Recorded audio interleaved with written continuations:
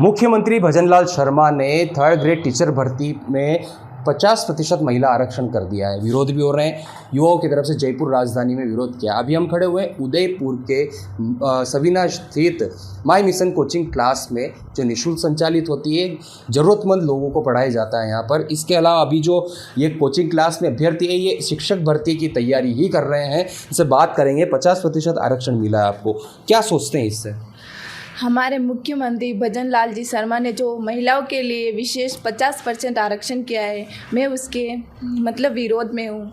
क्योंकि पुरुषों को पहले से ही उनके वो बहुत तैयारी कर रहे हैं, लड़कियाँ बहुत कम तैयारी करती है। वैसे भी माना कि उन्होंने जो आरक्षण दिया है 50% का, वो महिला निम्न स्तर से उच्च स्तर तक आ सकती है, शिक्षा के क्षेत्र में आगे बढ़ सकती है। अपितु उनकी शादी हो जाती है, उसके बाद में वो एक बार तैयारी करती है, दूसरी बार करती नहीं। ज़्यादातर जो फॉर्म अप्लाई होते हैं उसमें लड़कों की ज़्यादा संख्या होती है, उनकी तुलना में लड़कियों की कम होती है। और वैसे भी पेरेंट्स, लड़कियों के जो पेरेंट्स होते हैं वो चाहते हैं कि लड़का गवर्नमेंट जॉब वाला ही होना चाहिए।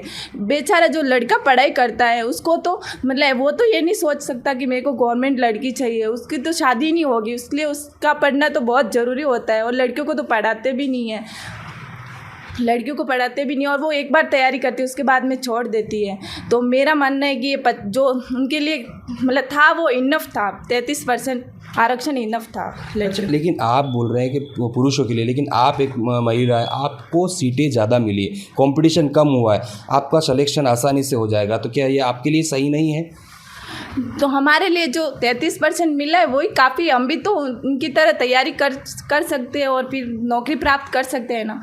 मेहनत करनी चाहिए। हाँ, मेहनत करनी चाहिए, और जो मिला है वो भी काफ़ी है। मेरा मानना है कि जो सरकार ने किया है ये एक पॉलिटिकल मुद्दा है। उनको अभी चुनाव आ रहे, पंचायती राज, उन्होंने एक मुद्दा बनाया और ये 50% आरक्षण दिया है, ताकि वो चाहते हैं कि हमारी सरकार बनने लगातार बीजेपी।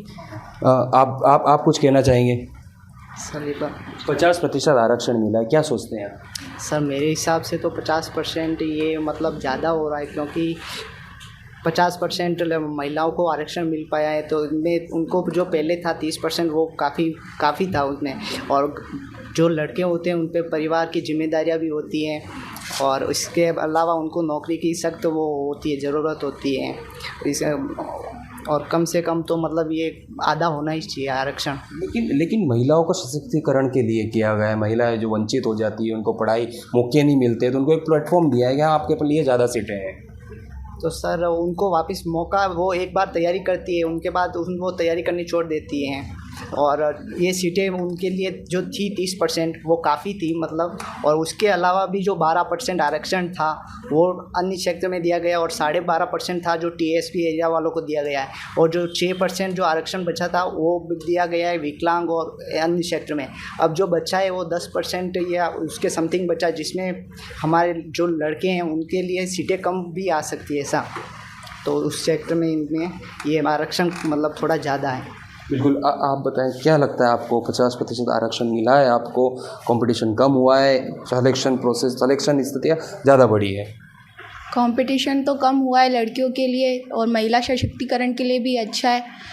पर है ना, क्या कहते हैं, देखा जाए तो लड़कियों के लिए, लड़कियों को आगे पढ़ने के लिए ये एक प्रोत्साहन के रूप में भी देखेंगे तो अच्छा रहेगा। और थोड़ा लड़कों को भी इस बारे में सोचना चाहिए कि वो है ना, क्या कहते हैं, ये लड़कियों को आगे पढ़ने के लिए और ग्रामीण क्षेत्र की जो औरतें उनको आगे बढ़ने के लिए एक अच्छा अवसर है। उनके घर वाले उनको अब पढ़ाएंगे, जिससे उनको के नौकरियाँ अब जल्दी मिल जाएगी, क्योंकि उनको 50% आरक्षण है। भजनलाल शर्मा का यह मैं कहूँगी कि अच्छा कदम है एक औरतों को आगे बढ़ाने के लिए, उनके सशक्तिकरण के लिए। अच्छा, ये अभी बताया है कि जिम्मेदारियाँ रहती है लड़कों के ऊपर, जिम्मेदारी के कारण उनको तैयारी भी करते हैं, सिलेक्शन में इनके अब सीटें कम हैं, तो क्या होगा उनके लिए फिर? उनकी सीटें कम है तो उनके कंपटीशन बढ़ा है, वो अगर बनेंगे तो अच्छे ही बनेंगे। जो आएगा अब आगे लड़का पढ़ के जो भी आएगा, उनका कंपटीशन बढ़ा है तो वो कोई ना कोई आएगा तो अच्छा ही आएगा वो। बिल्कुल। आप बताएं, क्या लगता है आपको? महिला आरक्षण बढ़ाया है, आप विरोध हो रहे हैं लड़कों की तरफ से, आप क्या कहना चाहेंगे?